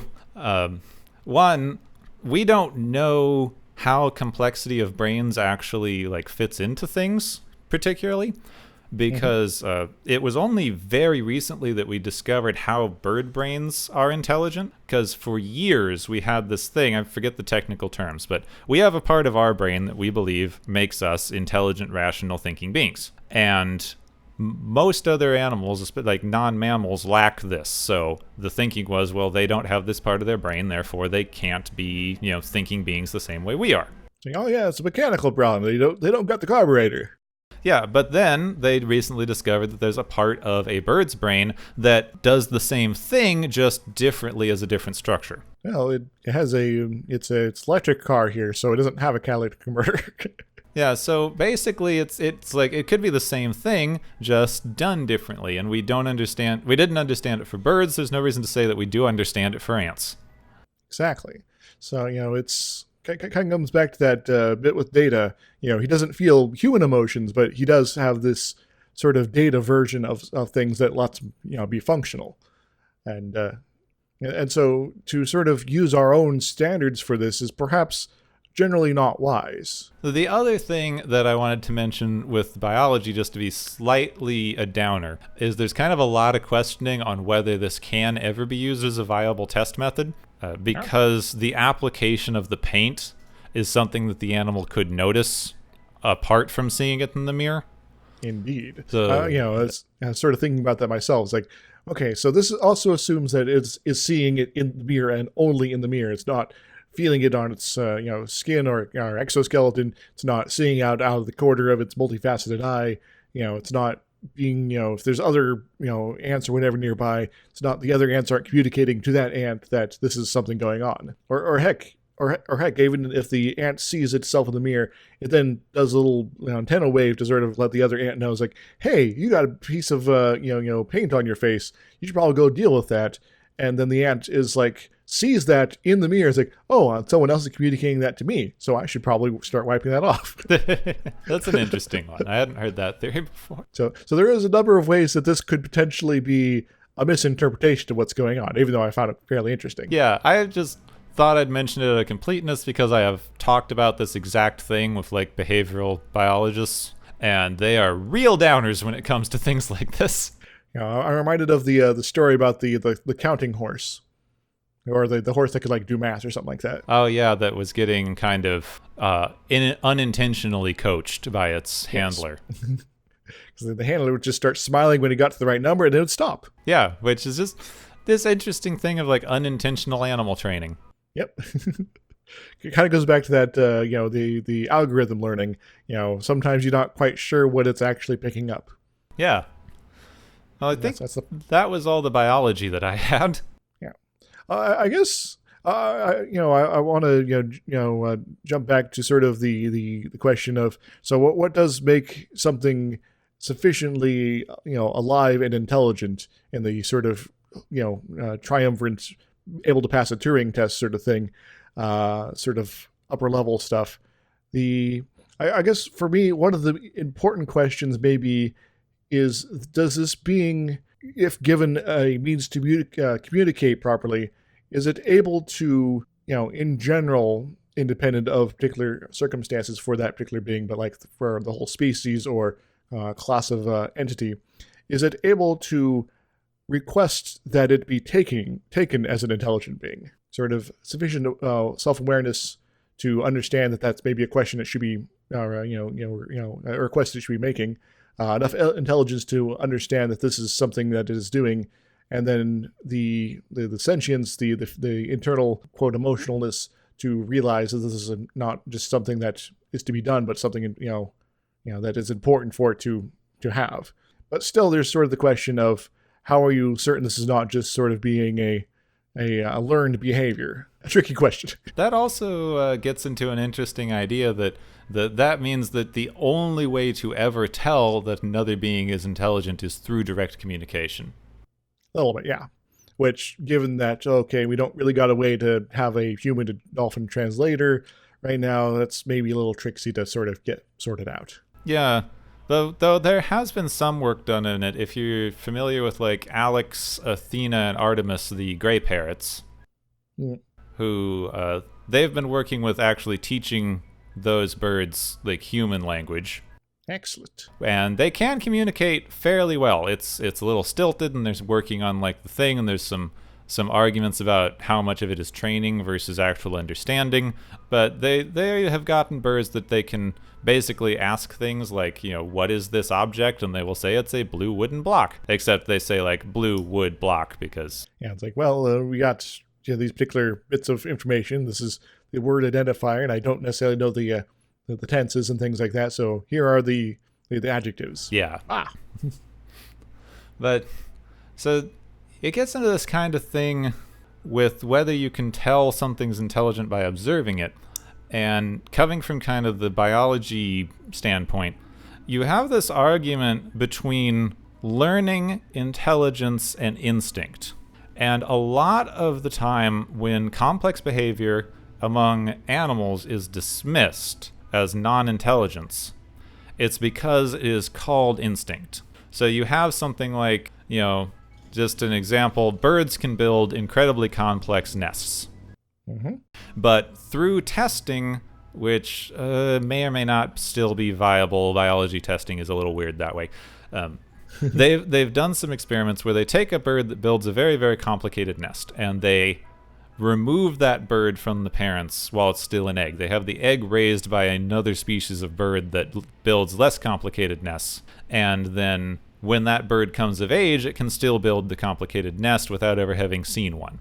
Which kind of is the thing of like, well, that sort of implies that this is an instinctual thing that they are born with. Though the other side of that argument is, does instincts necessarily mean non-intelligence?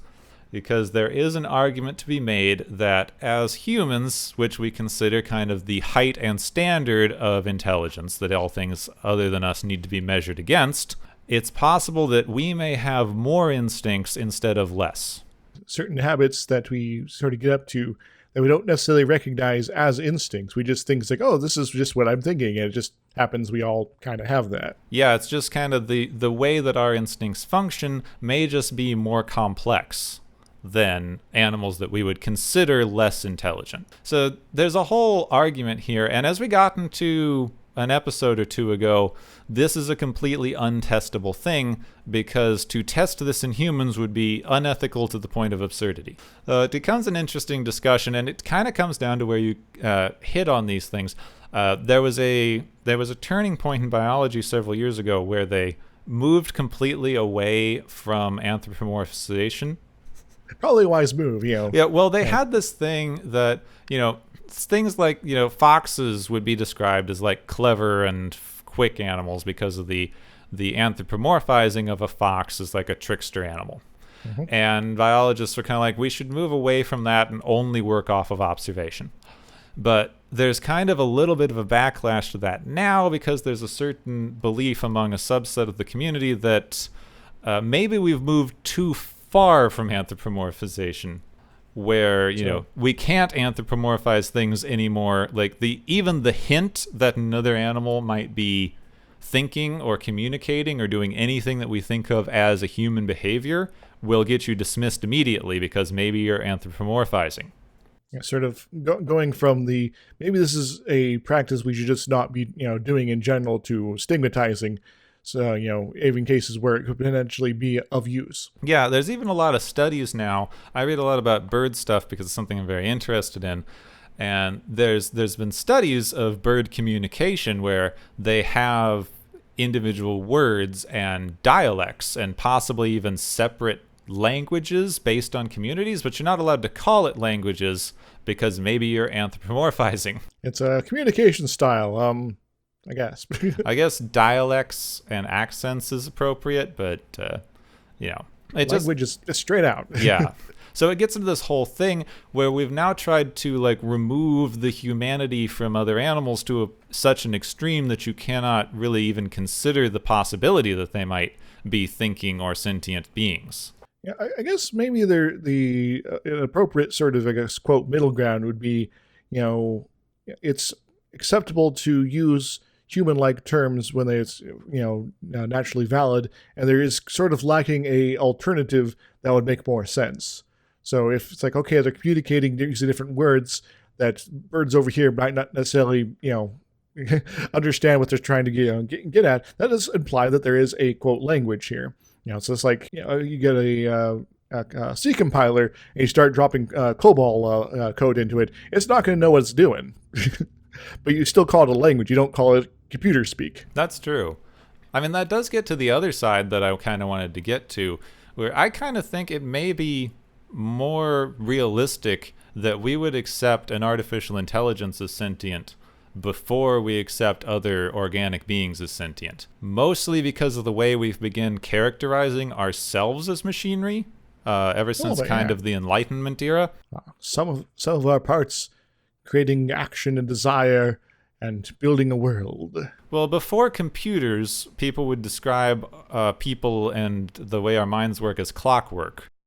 Mm-hmm. And now people use computer analogies. And it's just this very Enlightenment way of thinking, kind of a modernist take on things, that logic is like the end and be all of everything, that reason will, save us and put us through things. So some people like to equate that to, your clockwork of your brain because it's completely logical and designed, or, the brain functions like a different kind of computer because that's also logical and designed. Well, it's a little bit more messy than that, of course, but, Yeah, I mean, I see the appeal. I personally kind of dislike it as an analogy because it does not really convey the way that your brain works in any kind of meaningful, useful way. There's a lot going on that we don't necessarily fully understand yet, and there's a lot, even in the stuff we do understand, it's still very, it's like, well, it just is sort of thrown together here, and it just sort of figures out what to do via, practice, repetition, and, seeing what connections work and which ones don't. Yeah. And then there's also just the thing, not to get too much into neuroscience, but there's the thing that like most of your brain is doing the wrong thing most of the time.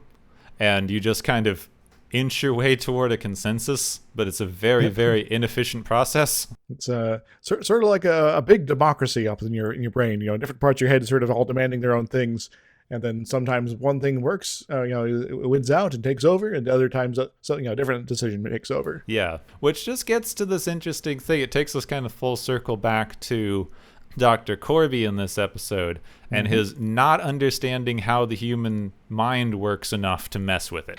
Despite being someone who was apparently an expert in medicine and biology. Yeah, and I don't know, I doubt that was particularly intentional, being the way they've talked about people on this show before with the like very detailed psychological profiles and things. That just that idea is fairly unique, that you can't mess with your own head because you don't know how it works. Because we really, really want to think we know how it works now. You get so many things of like an article about neuroscience or something that's like, we now know what part of your brain controls being hungry for donuts. It's like, no, you don't. You know which part of your brain lights up in your machine when you show someone a donut. In fact, it might be the part of your brain where it's like, no, you don't want to eat the donut. It's going to make you fat. Yeah, it could be that part of your brain. I mean, why? I don't know. I'm showing a huge bias here. I just don't like the fact that we're equating blinky lights with how your brain works. And or alternatively, this is the part of your brain that lights up. It's like, I remember that one time I was down at at work, and they brought donuts in, and Cheryl was there, and she's really annoying. But I was putting up with her, her usual, gossip because she was sort of keeping me from being just pulled away by the boss. That was really kind of cool. So I have to make sure to tell her I said thank you someday. Yep. Because donuts. But if we're getting back into the theories, I do not believe that we can ever know whether something else has self-awareness and sentience or not, because we're kind of trapped in our own heads. Yeah. So we can never really know. We can do our best to empathize, and I think that's the main thing. And to a certain extent, that's sort of a personal decision. It's like, all right, I want to decide that I am not the only one left in the world, that there are people out there, and I'm going to treat them accordingly. Yeah, and you get into an interesting thing with that, where some empathy would get rid of like every single one of these robots takeover situations. Yep. Because you're like, hey, maybe these we made worker bots, and we made worker bots that are clearly unhappy doing what they're doing, which was sort of stupid. But now we have workers that don't like what they're doing, and we need to address that instead of, well, we should kill them all. Let's make their situation less crappy, or the more unethical version of, well, let's just change them so they are happy. Yeah. As opposed to just start over. This point that keeps being brought up to me, I hadn't thought of it before, but when I was discussing this a while ago, this interesting point was brought up. All these things of like robots will kill people because we're, inherently a problem to them is odd, because like humans and robots and androids would never be really competing for the same pool of resources. Not really, no. Which is kind of the thing. Like most conflicts with animals and human to human is because you are competing over the same resource pool. Want to use this farmland, but that's also where all the deer hang out. Yeah. It's the forest right now. Yeah, so we fight the deer for the farmland. The deer fight each other and try to push off other herbivores because they want that. The predators eat the deer but also compete with each other because they're using the same energy resource that the deer are. It's just, all that kind of interplay. But if you had a machine that ran off of just electricity, maybe they'd want us to be more power efficient so that they could have more electricity, but we're not really, they're not going to be competing with us for food or space or, any of the other things that humans need to live. It's like, well, is it okay if I put a solar panel on your roof? Okay, robot person. Sure, and just make sure you don't mess up the shingles too much. Yeah, so just things like this imply that the very idea of humans discuss robots to the point that they will need to destroy us. Like, our very existence is an affront to them. It's not a question of scarcity of resources, but a philosophical difference of some sort. Yeah, which is interesting when they keep saying that the problem is that they're all logical in things. It's like, well, maybe we could figure out a way to live together, use that logic to come to a consensus where we, it's like, okay, if you just can't be around us, maybe you get this planet and we live over here instead. Let's use this logic that you seem to have in spades and figure out a harmonious existence where it doesn't require us to murder each other, where we could maybe even team up sometime down the road when we figured out how to sort of get along and all that fun stuff, and maybe build a better world for both of us. Something that would be beneficial for us, sure, but it'll also help you, our android friends. It's like you can have massive factories churning out billions of yourselves, and you get maybe if you require us a copy for each one of you, it's like we'll copy, let us get a robot duplicate of ourselves, but then we leave and leave you to yourself, leave you be to experience this new world and effectively have a version of ourselves that could potentially live on well beyond our own biological limitations, and build a potential alternative society on top of that. And then wouldn't that be a very cooperative and very logical sort of solution as opposed to just murder? Yeah, well, that gets into some other ideas that I don't think we have time for because we're like pushing 2 hours now. I didn't think we'd talk about this episode for so long. So we can leave that sort of discussion for another time, perhaps. Yeah. Did you have any other robot things you wanted to cover? Not particularly, I don't think. I think I covered most of them. I got my award still, but... The only other kind of interesting thing that I wanted to cover is just a quick thing with how Nurse Chapel is presented in this episode as kind of the woman chasing a lost lover. Yeah, it's like, okay, it sort of implies you gave up a good job to be a nurse on a spaceship so you could maybe someday run into your ex-lover. Which is exactly it. Aww. And I might not have mentioned it fully because it's a sub-theme of the episode and kind of the series in general of her on the ship. But I found an interview with Majel Barrett, who plays Nurse Chapel on the show. She hates this character. She just called her a loser. She's like, I always hated this character. Like, she left a good job. She took a pay cut and is now a nurse. She gave up being a doctor to be on this ship and look for her lost fiance, who's a robot now, so that's not doing her any good. And then she stays on the ship, thinks, what a stupid, stupid person. So maybe we have to ask questions for Nurse Chapel here. Do you have consciousness? Are you self-aware of your situation? Because there are some bits of evidence that suggest that you might not. I just loved it because there are the scenes where she's upset about Andrea in there, where she's just having the best time with like, oh, so you're sleeping with your little robot, huh? But like overall, her character is kind of terrible, and I just loved that interview.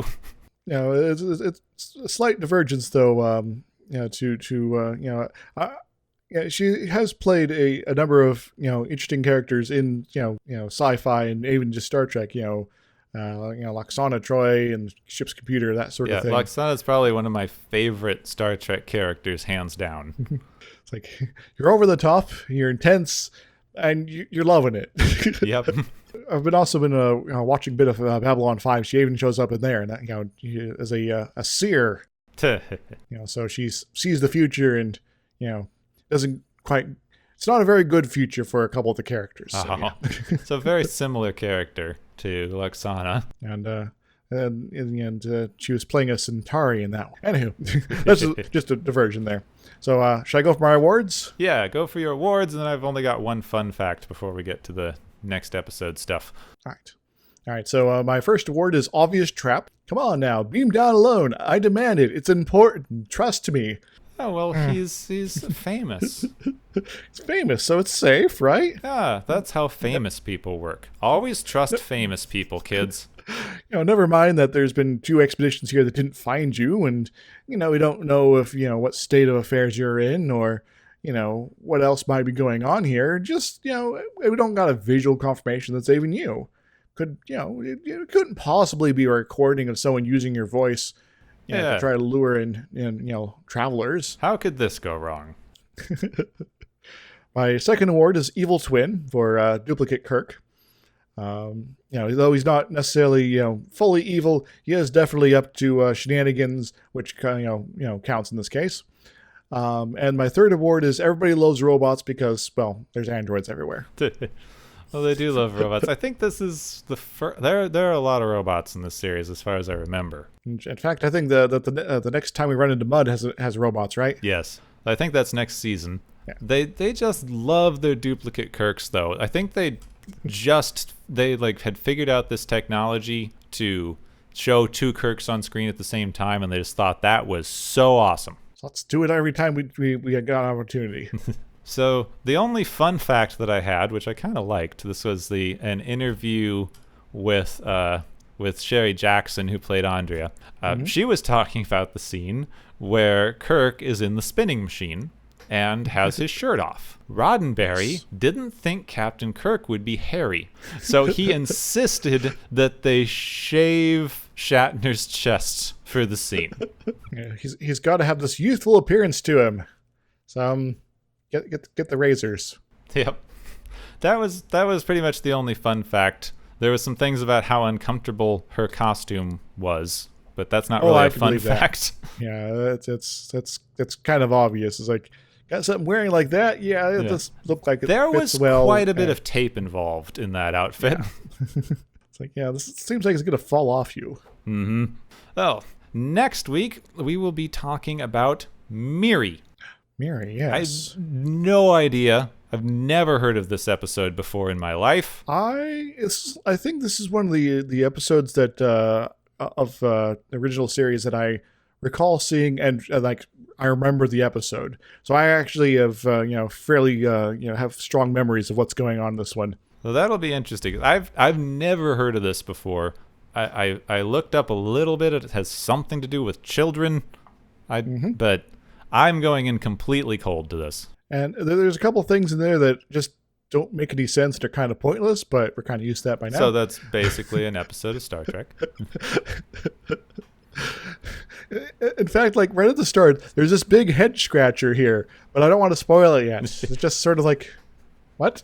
Oh, well, if you want to know the head scratcher of next episode, you can join us on Watches of Tomorrow next week. Next time on Watches of Tomorrow, we find ourselves beset by roving bands of small children bent on playful exuberance.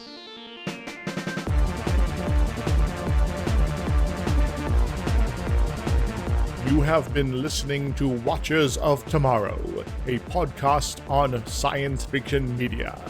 Find and follow Watches of Tomorrow on Podbean, YouTube, Spotify, iTunes, Google Play, Stitcher, Pocket Cast, Spreader, Digital Podcast, and perhaps many more to come. If you enjoy our podcast, make sure to subscribe for more. And where possible, make sure to rate your experience or leave us a review. You may find Gepwin on youtube.com/Gepwin and Twitter @Gepwin. You may find me, Dr. Isix, on youtube.com/Dr. Isix and Twitter @IsixLP. Music is Waveform and Maury's Principle, both by DRKRN. You can also check out the Watchers of Tomorrow Discord channel. Make sure to share the experience with your friends, family, enemies, and alien overlords. If you feel you are suffering from transporter syndrome, please be aware that the next time you step off the transporter, that you, that is now, no longer exists.